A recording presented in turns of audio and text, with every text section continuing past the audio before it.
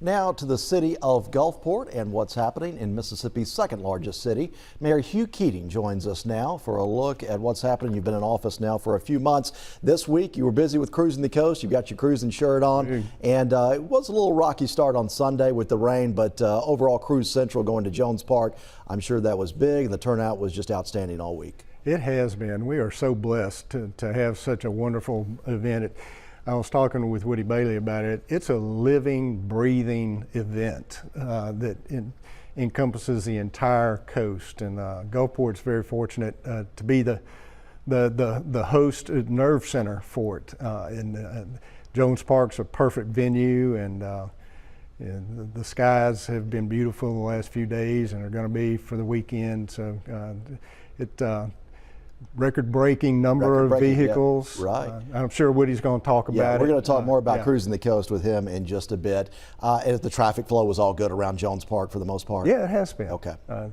The early part of Monday, because of the rain on Sunday, we had to close off a couple of areas to keep the rutting from occurring, but and that slowed things down a bit, but that's all taken care of and didn't last long. So. Okay, all right, let's talk about the business of the city. So it's now October, the new fiscal spending year has started, and you powered through, got the city's budget, but times, you talked about through the process, times are tight. That's probably a consensus across the coast in many areas. What did you have to do to get that budget through, and what were areas that saw some cuts?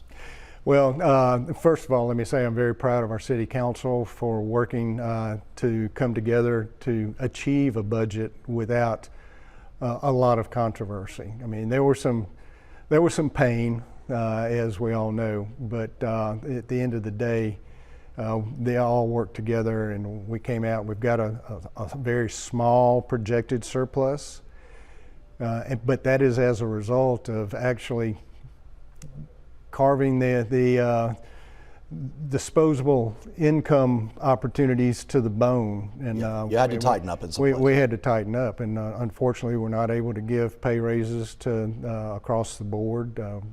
We were able to give something to the police department.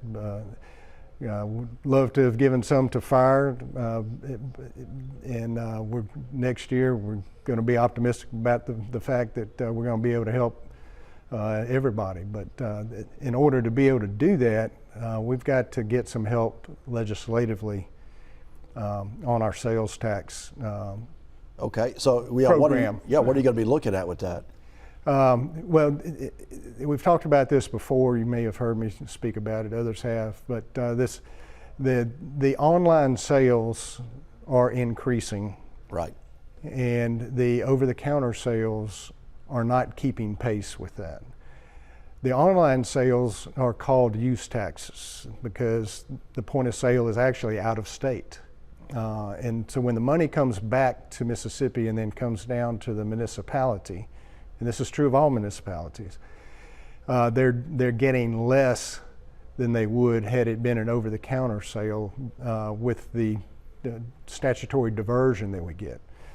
Of the 7% sales tax that's traditional, the municipality gets 18.5% of that. Okay, so you want to see that increase? We got to have some help somewhere. That could be a way to deal with it. Right. Increase the diversion. Another way could be to help establish a sales tax, kind of in the nature of a tourism tax. Okay. Or food, beverage, lodging. Right. So that would some be, retail. Yeah, we've seen other cities do that, and that comes in. The legislature has to cooperate with that as well. That's correct. Okay, so we'll watch that, and we think that'll come up before next budget year, if that's a possibility. Oh, we need to work with our legislators this coming year. Right. Okay. So, and we are. I think people are starting to understand that the more that gap widens between the use tax benefits coming back and the traditional sales tax, the more pressure it puts on a municipality in its general fund, because the use tax has got guardrails on it. You can only use it for the streets and for infrastructure. We just talked about fire and police and parks and rec. We got to have more money to pay those operating expenses. To just go all personnel. around, Yeah. sure. And you had mentioned recently, you had talked with us about a tax incentive for new businesses coming in. Correct. That would pay or bring in an investment of more than $10 million. Correct. Where does that stand right now? And what is the significance of that as far as bringing new businesses to the city? Well, it is a key to being competitive with attracting new major economic development.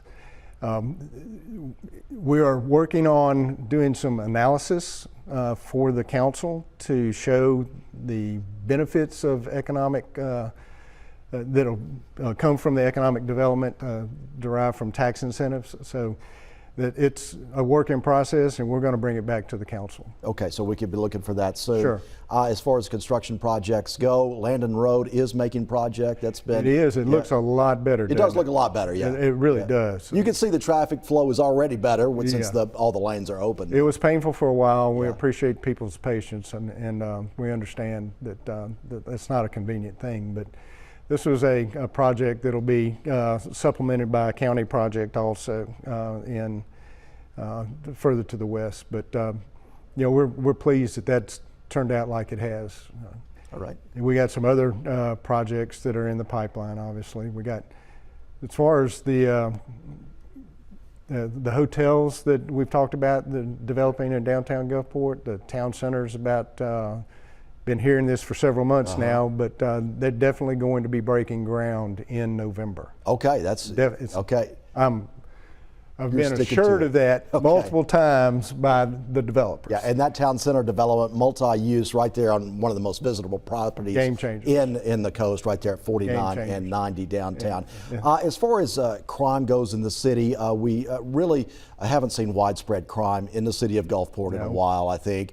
What are you doing to make sure that the people are safe in the city? And you talked about police getting a slight wage increase, but recruiting is difficult. Anything that you could do to ensure that the violent crime is kept at bay? Well, obviously, we want to take advantage of all the new technology that's coming available for law enforcement, and that includes things like cameras and drones, which will help to build the evidentiary box for use when someone commits a crime. If we can, it's a much better proof. You got a witness who says he's going to be in trial and he doesn't show up.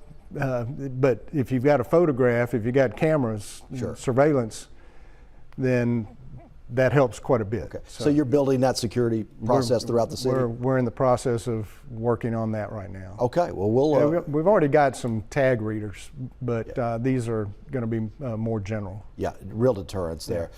Mayor Hugh Keating from the city of Gulfport, always good visiting with you. Thank you, Hugh Keating. All right, yeah. We always have to clarify that. It's a pleasure. All right, good to see you. Sir. All right. Enjoy the week ahead. Have a good one.